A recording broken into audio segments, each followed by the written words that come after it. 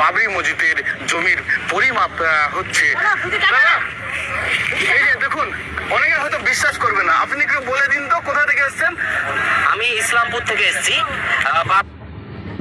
ভাই।